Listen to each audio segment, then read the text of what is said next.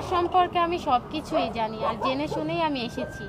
বউ হয় এটা যদি ভাগ্যে থাকে তাহলে তো আমি সাত কপাল নিয়ে জন্মাইছি এরকম হাজবেন্ড পেলে।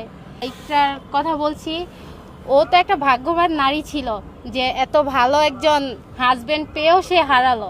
আচ্ছা উনি হচ্ছে মানে আমার ইকরা চলে যাওয়ার পর হ্যাঁ উনি অনেক ফোন দিয়ে খালি ডিস্টার্ব করতেছিল আমাকে। আমি বলতেছি আপু আমার মেয়েদের সাথে কথা বলার সময় নেই, কারণ মেয়েদের থেকে ধোকা পাইতে পাইতে আমি শেষ। বলতেছে ভাইয়া ওইটার জন্য না, আমি কিছু কথা বলবো আপনার সাথে। বললাম বলেন। আর আমরা অনেক চেয়েছি কিন্তু চাওয়ার পরেও কিন্তু আমরা পাইনি।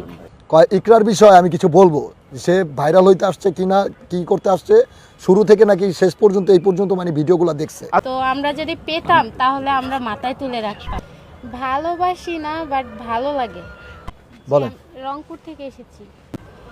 আমি কিছু চাই না বলতে, ওনাকে আমি সব সময় ভিডিওতে দেখেছি, তো আমার অনেক ইচ্ছে ছিল তাকে সামনাসামনি দেখার, তার জন্যই আমি এসেছি।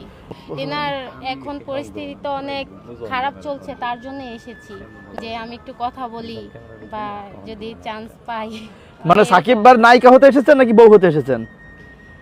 বউ হয় এটা যদি ভাগ্যে থাকে তাহলে তো আমি সাত কপাল নিয়ে জন্মাইছি এরকম হাজবেন্ড পেলে। তাই আর ইকরা, হ্যাঁ ইকরার কথা বলছি, ও তো একটা ভাগ্যবান নারী ছিল যে এত ভালো একজন হাজবেন্ড পেয়েও সে হারালো। আর আমরা অনেক চেয়েছি কিন্তু চাওয়ার পরেও কিন্তু আমরা পাইনি।